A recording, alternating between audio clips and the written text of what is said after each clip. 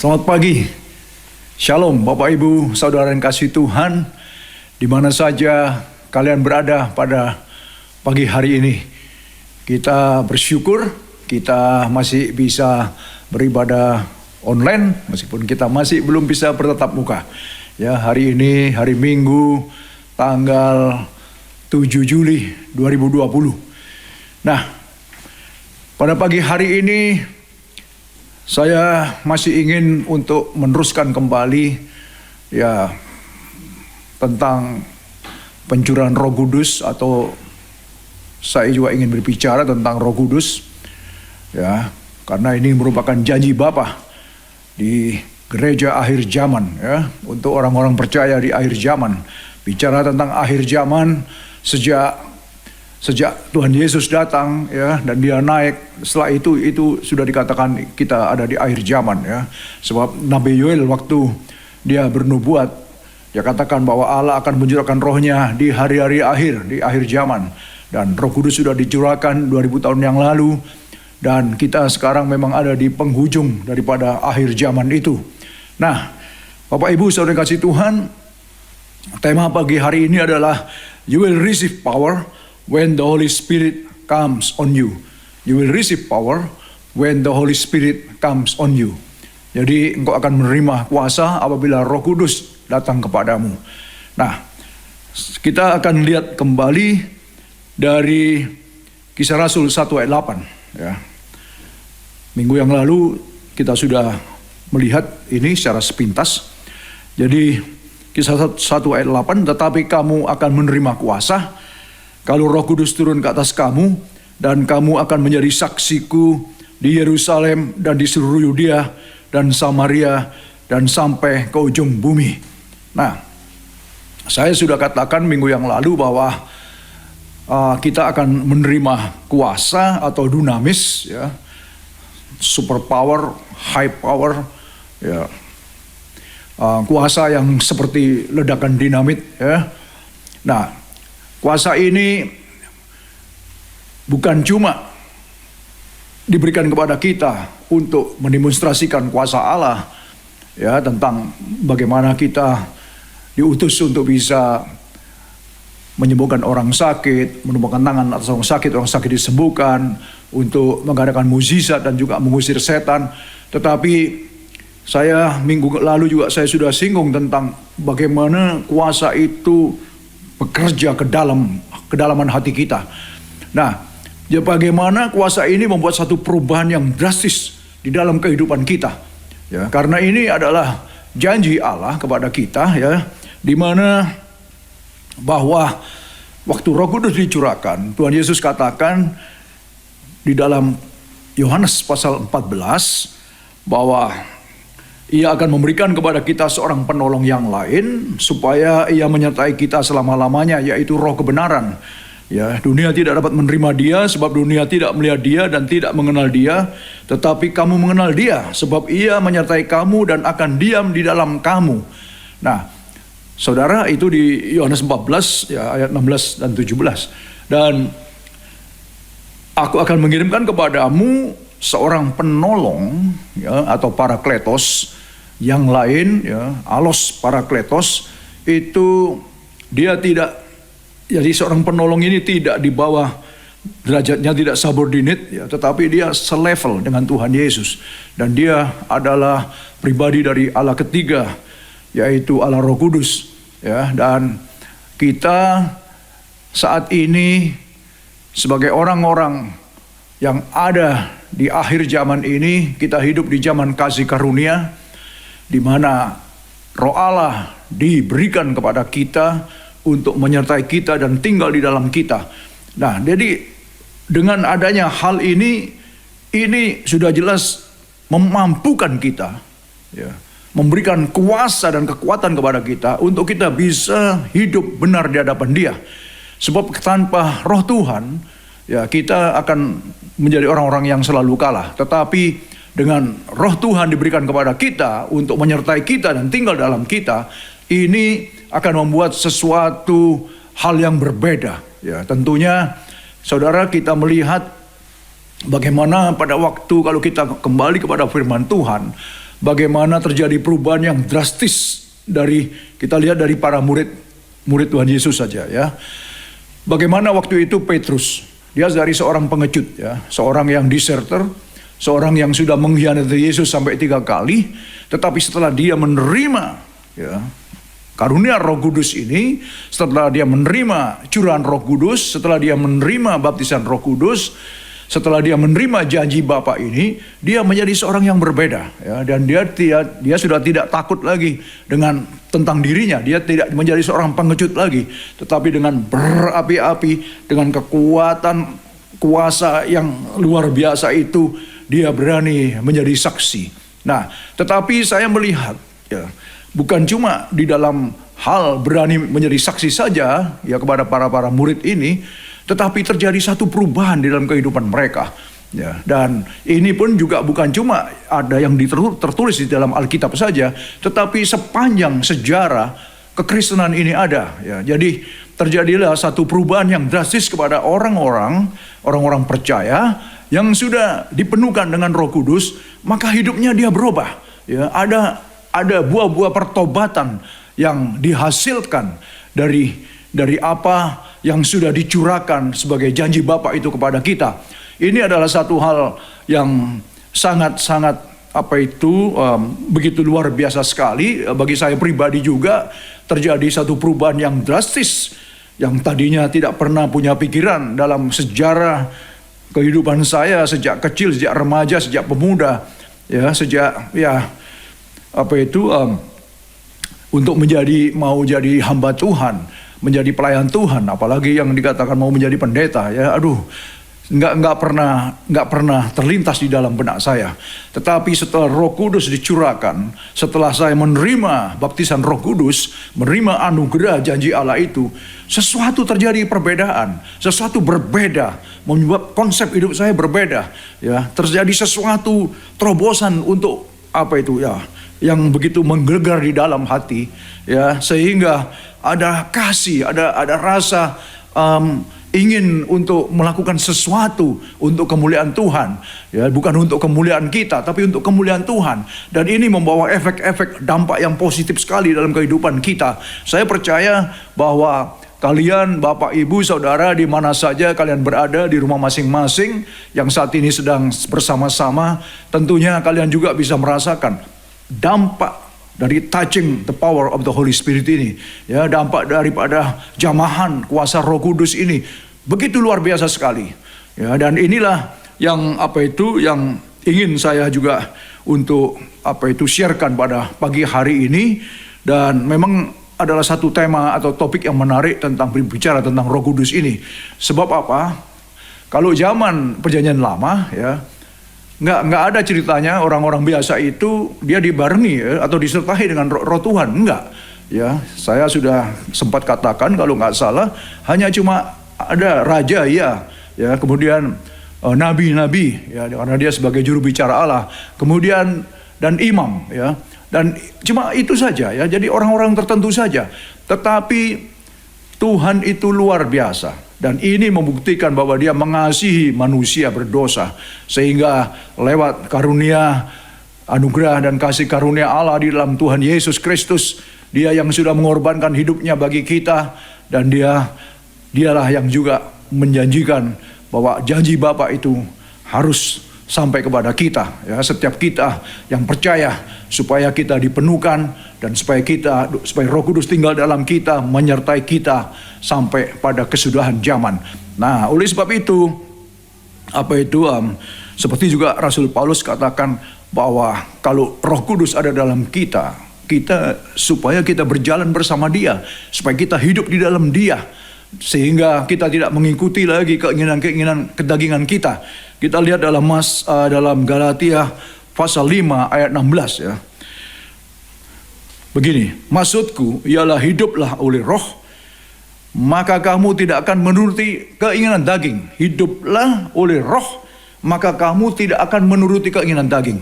Ya, so I say walk by the Spirit and you will not gratify the desires of the sinful nature. Jadi hiduplah atau berjalanlah di dalam Roh, maka kamu tidak akan memuaskan Ya, apa itu, you will not gratify the desires, keinginan-keinginan daripada human sinful nature, atau dosa-dosa alami ini, ya, keinginan-keinginan yang secara natural timbul dalam hidup manusia. Ya, dosa-dosa natural, dosa pembawaan, ya, dari pembawaan dari Adam dan Hawa, dosa-dosa natural itu, keinginan-keinginan itu selalu ada. Dan ini yang dikatakan bahwa keinginan-keinginan ini supaya kita tidak mengikuti keinginan ini, supaya kita tidak menuruti, ya, supaya kita tidak menyenangkan keinginan ini, memuaskan keinginan-keinginan daripada human sinful nature. Ayat 17, sebab keinginan daging berlawanan dengan keinginan roh, dan keinginan roh berlawanan dengan keinginan daging, karena keduanya bertentangan sehingga kamu setiap kali tidak melakukan apa yang kamu kehendaki. Jadi jelas sekali, begitu kita diberikan, ya, Roh Kudus dicurahkan kepada kita, otomatis hidup kita, yang Rasul Paulus katakan, supaya kita itu jangan lagi menuruti keinginan daging, tetapi ikutilah keinginan roh. Lah inilah yang terjadi konflik di dalam hidup kita. Seringkali terjadi konflik dalam hidup kita. Makanya Bapak Ibu Saudara, tidak sedikit, ya, dan berita-berita banyak kita dengar, ya, di mana-mana, ya, para hamba Tuhan yang sudah dipakai Tuhan luar biasa sekali, sudah memenangkan banyak ribuan jiwa, ya, tetapi pada akhirnya, ya, mereka, ya, saya nggak usah sebut satu-satu siapa, tapi ada banyak sekali, ya, saudara tentu juga sudah banyak mendengar bagaimana akhirnya mereka, ya, terjebak, ya, terjatuh dalam perbuatan daging lagi. Nah inilah yang dikatakan, maksudku ialah hiduplah oleh roh.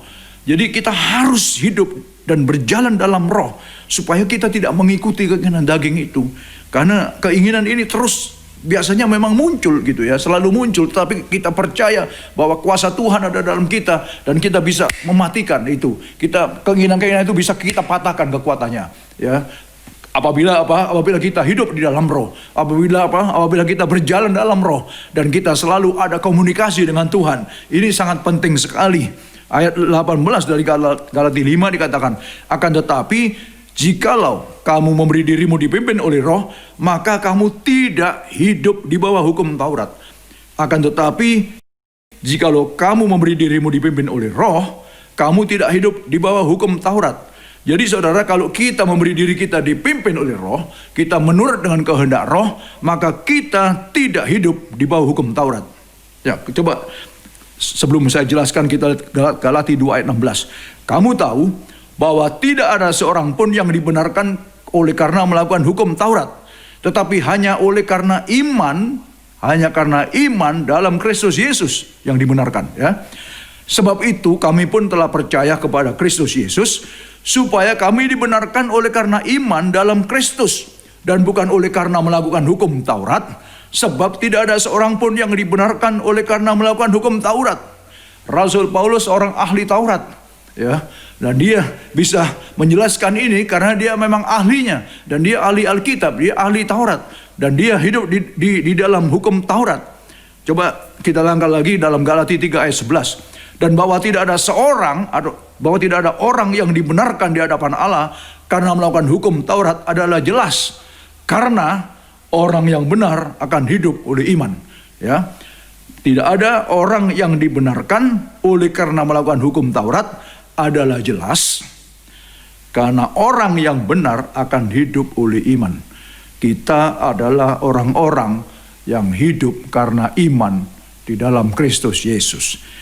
Saya lanjutkan lagi ayat 12 dari Galatia 3. Tetapi dasar hukum Taurat bukanlah iman, melainkan siapa yang melakukannya akan hidup karenanya. Nah, siapa yang kuat? Siapa yang mampu untuk melakukan hukum Taurat? Saudara, tidak ada satu manusia yang mampu.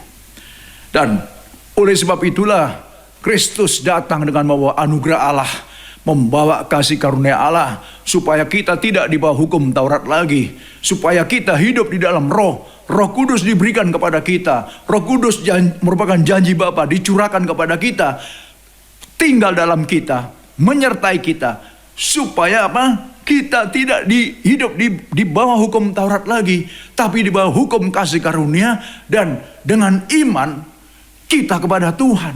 Nah, ini yang luar biasa. Jadi saudara, tidak seorang pun dibenarkan karena melakukan hukum Taurat, tetapi hanya oleh karena iman dalam Kristus Yesus. Dia sudah menjalankan apa yang menjadi misinya. Dia sudah datang membawa misi keselamatan itu. Dia yang adalah datang membawa misi di mana dia diutus oleh Bapa, dan dia telah menyelesaikannya dengan baik sehingga dikatakan waktu detik-detik terakhir, it's finished. It's finished. Selesailah sudah. Misi yang besar itu sudah selesai.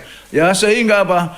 Dengan adanya selesai, dengan adanya dia mati di atas kayu salib, maka tuntaslah seluruh misi keselamatan itu. Ya, kuasa kegelapan dipatahkan, kuasa kematian dikalahkan, dan kebangkitan di harinya yang ketiga merupakan kemenangan Yesus. Kemenangan Yesus merupakan kemenangan orang-orang percaya, sehingga dia yang sudah naik lebih dahulu, nanti setelah itu kita juga akan bersama-sama dengan dia. Tetapi selama kita masih di dunia ini, oleh sebab itu Tuhan tahu bahwa kita tidak mampu. Tuhan tahu bahwa kita lemah. Oleh sebab itulah diberikanlah bahwa engkau akan menerima kuasa kalau Roh Kudus turun ke atasmu, dan engkau akan menjadi saksi-saksiku. Nah, Bapak, Ibu, dan saudara yang dikasihi oleh Tuhan, betapa baiknya Tuhan itu, betapa dalamnya kasih Tuhan itu. Dia tidak ingin kita tidak selamat. Dia tidak ingin kita dihukum. Dia ingin supaya setiap kita bisa ditemani, dibarengi, ya, supaya Roh Kudus tinggal dalam kita, supaya Roh Kudus menyertai kita, dan kita hidup bersama Dia, kita berjalan bersama Dia, kita selalu dengar, dan apa yang menjadi keinginan hatinya, bukan keinginan human sinful nature kita, bukan keinginan dosa-dosa natural kita, tetapi kita harus matikan itu semua, dan kita mau mengikuti keinginan Roh. Selalu konflik dikatakan di sini, selalu terjadi pertentangan antara keinginan Roh dan keinginan kedagingan ini. Nah, coba saudara, Galatia 5 ayat 19, perbuatan daging telah nyata, ya. Ini yang saya maksud tadi. Perbuatan daging telah nyata. Ini yang ditentang oleh Roh, dan Roh selalu menentang ini. Yaitu apa? Percabulan, kecemaran, hawa nafsu, penyembahan berhala, sihir, perseteruan, perselisihan, iri hati, amarah, kepentingan diri sendiri, percideraan, roh pemecah, kedengkian, kemabukan, pesta pora, dan sebagainya. Terhadap semuanya itu, kuperingatkan kamu seperti yang telah kubuat dahulu, bahwa barang siapa melakukan hal-hal yang demikian, ia tidak akan mendapat bagian dalam kerajaan Allah. Coba saudara, perhatikan. Rasul Paulus menyebutkan ini karena dia juga melakukan ini. Makanya dikatakan terhadap semuanya itu kuperingatkan kamu seperti yang telah kubuat dahulu. Dahulu juga aku melakukan hal yang sama. Ya, di situ disebutkan perbuatan daging. Kalau saudara kita hitung, saya hitung ada yang disebut aja setidaknya ada 15, ya. Dari mulai penyembahan berhala, percabulan, kecemaran, hawa nafsu, ya, kedengkian, kemabukan, iri hati, percideraan, perpecahan, kepentingan diri sendiri, amarah, dan lain-lain sebagainya, ya. Itu Rasul Paulus hidup di situ juga. Makanya dia katakan bahwa ini selalu pertentangan di dalam dia. Tetapi syukur karena Tuhan itu yang baik. Ya, dalam kitab Roma pasal 7 dikatakan, aku mengucap syukur karena dikatakan, aku tahu apa yang baik dalam hidupku, aku tahu apa yang baik yang ada di dalamku, tetapi yang aku lakukan bukan yang baik, tetapi justru yang aku benci yang aku lakukan. Karena dosa yang ada yang membelenggu aku, tapi aku mengucap syukur karena Kristus sehingga aku terbebaskan dari itu. Kita adalah orang-orang merdeka, amin. Kita adalah orang-orang yang diperdekakan oleh Kristus. Nah, saudara, coba saya teruskan dulu dalam kitab Roma pasal 2 ayat 4. Maukah engkau menganggap sepi kekayaan kemurahannya, kesabarannya, dan kelapangan hatinya? Tidakkah engkau tahu bahwa maksud kemurahan Allah ialah menuntun engkau kepada pertobatan? Ini saudara, ya. Jadi Roh Kudus dicurahkan kepada kita. Ya, supaya kita apa? Supaya kita menuruti Dia. Sehingga kita bertobat dari perbuatan-perbuatan daging itu. Jadi Allah menuntun kita kepada pertobatan. Jadi kita harus menghasilkan buah-buah pertobatan dalam hidup kita. Ini yang saya katakan tadi, bahwa kita menerima kuasa, ya, bukan cuma kuasa untuk ya menyembuhkan orang sakit, mengusir setan, membuat mujizat dan lain sebagainya. Tetapi yang saya ingin bicarakan adalah kuasa yang membuat perubahan di dalam hidup kita. Kuasa yang membuat kita bisa menjadi orang yang mau bertobat kepada Tuhan. Ini kuasa sangat-sangat dahsyat sekali. Sehingga dari perbuatan kita yang jahat, ya, kita bisa menjadi orang yang bertobat. Saya sendiri saja melihat bagaimana ya hidup. Memang kita masih jauh dari sempurna. Saya juga masih belum sempurna. Tetapi kalau saya bandingkan dengan hidup saya dahulu, bagaimana saya hidup dahulu, yang tahu juga saya. Saya juga tidak tahu saudara bagaimana. Yang tahu saudara sendiri betapa jahatnya saudara di hadapan Tuhan. Tetapi setelah mengenal Kristus, setelah menerima anugerah Allah, setelah Roh Kudus tinggal dalam kita, ada yang selalu mengingatkan kita. Dia selalu mengingatkan kita. Dia selalu memperingati kita. Saudara, sebab Parakletos itu dia seorang penasehat. Ya, Roh Kudus atau Parakletos dia seorang penasehat. Dia seorang penolong. Ya, dia seorang advisor. Dia seorang advokat pembela. Ya, dia seorang pembela dan dia seorang penuntun. Ya, dia seorang teman. Dan dia selalu memberitahukan kepada kita. Dan ini yang hebatnya, yang saya rasakan secara pribadi juga. Saya percaya kalian juga pasti mempunyai pengalaman-pengalaman seperti itu. Ya, bersama dengan Tuhan, bersama dengan Roh Tuhan. Yang Tuhan sudah berikan kepada kita untuk menyertai kita, untuk menemani kita. Makanya saudara, Kisah 1 ayat 8 itu saudara pegang baik-baik. Engkau akan menerima kuasa apabila Roh Kudus turun ke atasmu, dan engkau akan menjadi saksi daripada Kristus itu. Ya, kalau kita, bagaimana kita bisa menjadi saksi kalau kita perbuatan kita masih perbuatan daging kita masih kuat, ya. Kalau kita masih melakukan dosa begitu nyata, tetapi waktu kita menerima anugerah daripada Roh Tuhan ini, menerima anugerah Roh Kudus, waktu Roh Kudus datang kepada kita, keinginan ada. Karena ini merupakan kedagingan kita. Tetapi dengan kuasa Tuhan kita bisa mematahkan keinginan-keinginan itu. Keinginan selalu timbul. Kita masih hidup di dunia. Mata melihat saja ada sesuatu yang aneh, ada sesuatu yang menarik, membuat kita bisa memikirkan dari kedagingan kita. Tetapi secepat itu juga Roh Kudus ingatkan kita, dan kita langsung matikan keinginan itu. Nah, ini yang terjadi konflik dalam hidup kita masing-masing tentunya. Nah, oleh sebab itu kita perlu peka sekali dalam hal ini. Peka sekali dengan apa yang Roh Tuhan selalu ingatkan kepada kita. Sehingga dikatakan tadi, jangan sampai kita keluar daripada kasih karunia ini. Sehingga kita masuk lagi kepada Taurat lagi. Sehingga kita masuk lagi mengikuti hukum Taurat lagi. Enggak. Kita sudah dibebaskan dari itu semua. Kita ada di zaman kasih karunia, di mana Roh Allah sudah diberikan kepada kita, supaya kita hidup di bawah tuntunannya, supaya kita hidup bersama dengan Dia, ya. Dan ini sungguh hal yang luar biasa.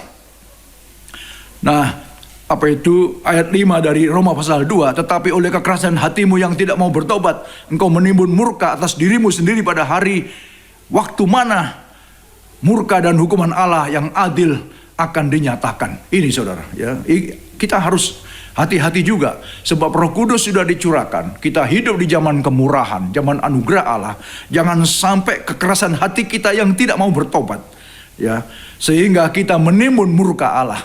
Sehingga kalau kita menimbun murka Allah, maka pada hari waktu mana murka dan hukuman Allah yang adil akan dinyatakan, apakah kita nggak akan dihukum? Kita akan dihukum dan selama-lamanya.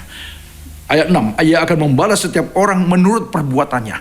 Jadi Dia akan balas karena kita tidak mau dengar, karena kita ignore, karena kita menyepelekan anugerah Allah, pengorbanan Kristus di atas kayu salib, maka itu akan membuat kita menjadi orang-orang yang ditolak, yang di-reject, yang pasti akan dihukum, ya.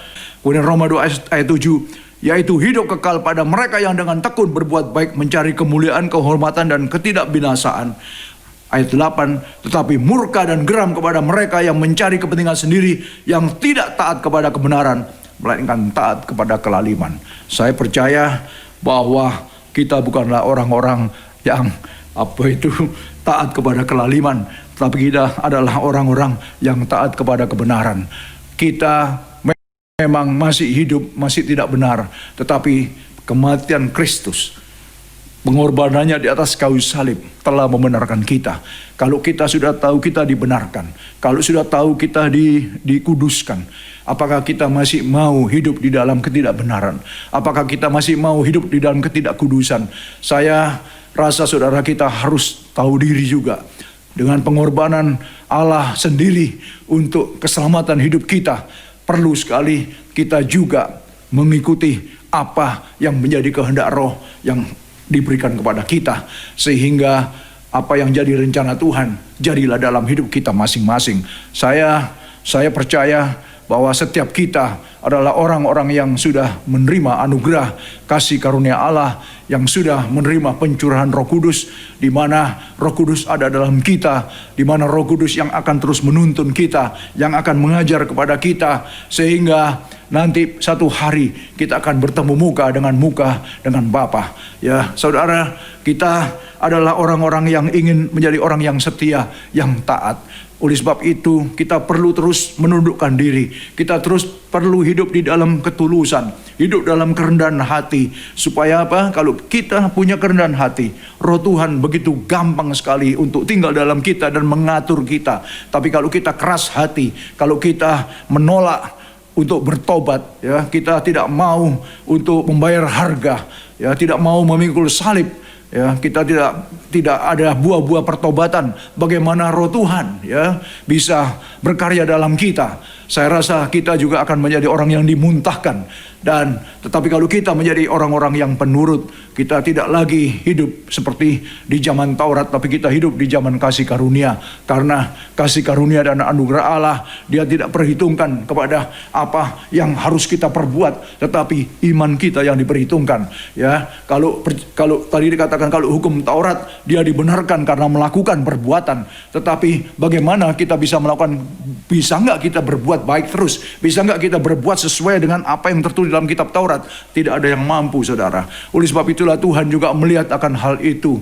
Oleh sebab itu Dia kirimkan Roh-Nya, supaya Roh Kudus ini menolong kita. Roh Kudus, Roh yang super power ini, yang dahsyat sekali kekuatannya, bekerja dalam kita, hidup dalam kita. Ini yang akan terus mendorong kita. Ini yang terus akan membawa kita supaya kita bisa hidup sesuai dengan kehendak dan rencana Allah.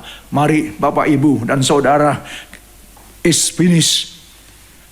Ya, seperti dikatakan di atas kayu salib, it's finished, sudah selesai. Sudah selesai. Apa yang dilakukan bagi kita sudah selesai. Dan sekarang adalah bagian kita untuk menyelesaikan apa yang menjadi rencana Allah dalam hidup kita masing-masing. Saya percaya bahwa pengorbanan Kristus tidak akan sia-sia. Saya yakin, saya percaya, kita yakin, kita percaya pengorbanan Kristus untuk saudara, untuk saya tidak akan pernah sia-sia selama kita menjadi orang-orang yang mau bertobat, menjadi orang-orang yang mau berubah, menjadi orang-orang yang mau diubahkan. Ya, kita sendiri sulit untuk berubah, tapi dengan pertolongan Roh Tuhan, dengan Parakletos yang ada dalam kita, itu yang akan memampukan kita untuk kita bisa berjalan bersama dengan Dia. Dan Bapak, Ibu, Saudara yang dikasihi oleh Tuhan, jangan sampai kita mendapatkan penghukuman, karena penghukuman bukan untuk kita, penghukuman bukan untuk manusia yang dicipta oleh Tuhan, penghukuman untuk setan dan iblis. Untuk kita sudah disediakan tempat yang indah, kita harus masuk ke sana, sebab Bapa itu sedang menunggu kita, dan kita terus berjalan. Hidup memang perjuangan, tetapi kita bukan orang-orang yang kalah. Amin. Kita adalah pemenang-pemenang dalam Kristus. Kita adalah orang-orang yang sudah dipanggil. Kita orang-orang yang sudah diselamatkan. Ingat baik-baik, saudara, bahwa kasih Allah begitu besar kepada kita semua. Dan bagi hari ini kita tundukkan kepala, kita sebentar renungkan sejenak. Mungkin ada saat ini di antara kita, siapa saja yang mendengarkan firman Tuhan ini, di mana saja kalian berada. Mungkin saat ini engkau sedang diingatkan tentang masalah pertobatan, tentang masalah perbuatan daging. Saya katakan bahwa Allah begitu mengasihimu, Tuhan begitu mengasihimu. Ingatlah bahwa Tuhan sudah mati bagimu, supaya kematiannya itu bisa menyelamatkan kita, supaya kematiannya itu sudah cukup bagi kita, untuk supaya kita tidak akan mengalami kematian yang kekal, tetapi biarlah setiap kita boleh mendapatkan hidup yang kekal. Oleh sebab itu, kalau engkau pada pagi hari ini mendengarkan firman Tuhan ini dan merasa bahwa engkau memerlukan pertobatan, saya akan berdoa pada pagi hari ini. Tuhan, hamba mengucap syukur dan terima kasih. Kami sudah dengar firman-Mu pada pagi hari ini, dan Tuhan melihat bahwa ada hati-hati, jiwa-jiwa di mana saja yang sedang berada, yang saat ini mendengarkan firman-Mu. Karena kami yakin, kami percaya firman-Mu adalah kuasa-Mu Tuhan, yang kuasa yang begitu dahsyat, mendobrak ke dalam kedalaman hati kami yang paling dalam, untuk mengadakan perubahan-perubahan. Waktu kami dengar firman-Mu, kuasa-Mu bekerja dalam kami. Tuhan, kami mau bertobat. Tuhan, kami mau mengikuti apa yang menjadi keinginan Roh. Roh-Mu sudah Engkau curahkan, Engkau berikan kepada kami. Oleh sebab itu, ampunilah segala dosa dan kesalahan kami, supaya setiap kami, Tuhan, boleh mendapatkan keselamatan, boleh bertobat, karena Engkau sudah menyediakan tempat bagi kami. Terima kasih Tuhan Yesus untuk pagi yang baik ini. Terima kasih, dalam nama Yesus. Semua yang percaya katakan amin, amin, amin. Dan kita pada hari ini, saudara, akan mengadakan perjamuan kudus. Ya, di minggu pertama, setiap minggu pertama kita mengadakan perjamuan kudus. Dan oleh sebab itulah, saudara persiapkan untuk perjamuan itu. Kemudian sebentar juga saya akan pimpin di dalam perjamuan ini. Jadi saudara persiapkan dulu, ya, bapak-bapak, engkau yang melayani kepada keluargamu, istri, anak-anakmu, ya. Dan sebentar kita akan sama-sama untuk mengambil perjamuan ini, ya.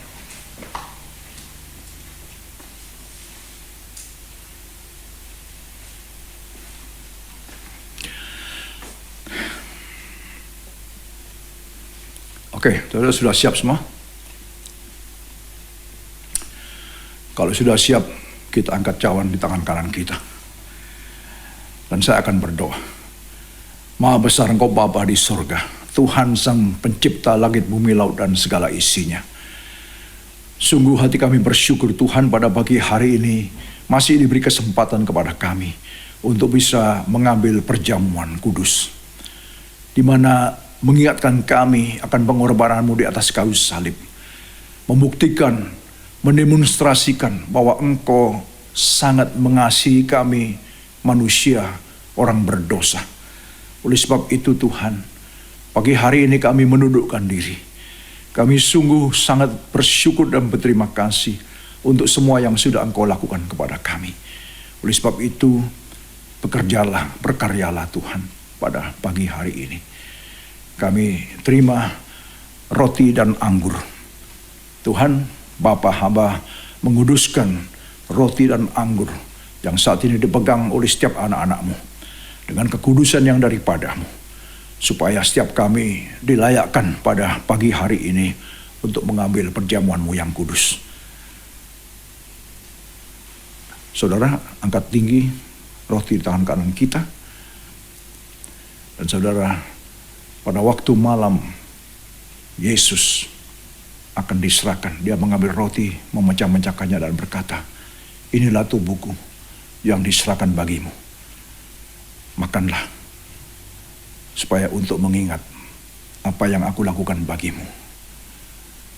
Terima kasih Bapa, terima kasih Tuhan Yesus. Kita pecahkan roti ini, kita mengucap syukur, terima kasih Tuhan, terima kasih Bapa. Dan kita makan sama-sama dalam nama Yesus. Makan sama-sama.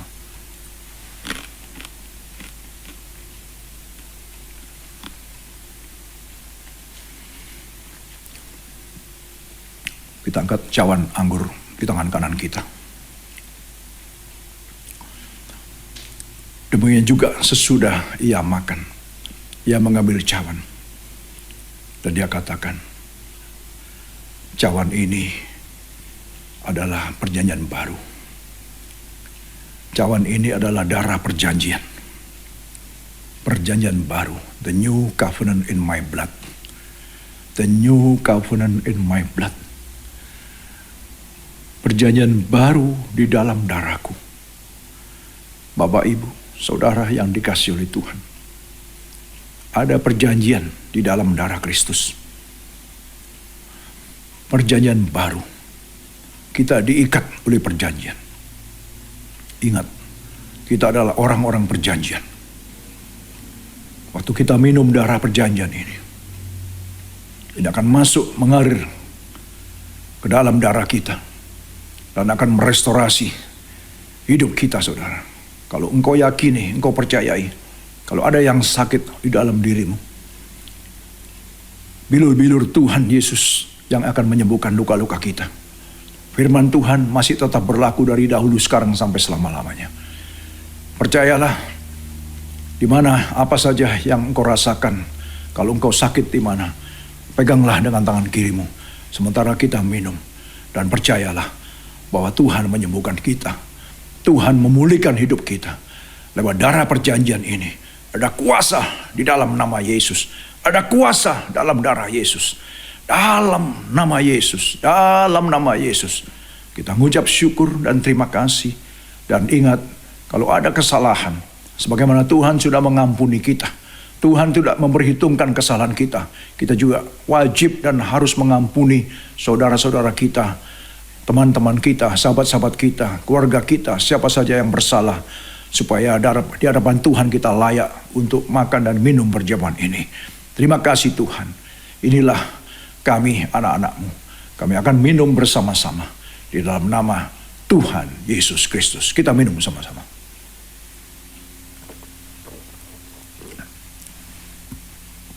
Terima kasih Tuhan. Terima kasih Bapa. Terima kasih. Kita angkat tangan sama-sama, Bapak, Ibu, dan Saudara kasih Tuhan. Kita bangkit berdiri. Allah katakan, apabila kita tetap setia, mengiring Dia, melakukan setiap perintah, melakukan apa yang dikehendakinya, dan kita tidak menentang Dia, kita ada hati pertobatan dan selalu taat dan setia kepadanya, maka Dia katakan, kemana saja kita pergi, di mana saja kita berada, Dia akan selalu menyertai kita. Dia selalu akan melindungi kita, dan Dia selalu akan memberkati kita, supaya kita juga bisa menjadi berkat bagi bangsa-bangsa, bagi orang lain. Oleh sebab itu, marilah kita terima segala apa yang menjadikan janji Bapa untuk kita semua. Damai sejahtera, kasih karunia, anugerah, dan sukacita daripada Tuhan Yesus Kristus. Persekutuan daripada Allah Roh Kudus yang terus akan menyertai kita. Mulai dari hari ini sampai Maranatha Tuhan datang kembali. Roh Kudus yang terus akan mempersatukan kita. Yang akan mengajar kita, menuntun kita. Mulai hari ini sampai Tuhan datang menyebut kita. Terpuji-puji nama Tuhan dari sekarang sampai selama-lamanya. Saudara, diberkatilah engkau dalam setiap kesehatanmu. Diberkatilah engkau di dalam setiap rumah tanggamu. Diberkatilah di dalam setiap usahamu. Diberkatilah dalam setiap pekerjaanmu. Diberkatilah engkau dalam setiap studimu. Diberkatilah engkau dalam setiap pelayananmu. Dan apa saja yang kau kerjakan berhasil dan kemuliaan nama Tuhan Yesus Kristus. Haleluya, haleluya. Semua orang percaya katakan amin, amin, amin, amin. Tuhan memberkati. Sampai ketemu di lain kesempatan. Haleluya, haleluya. Amin.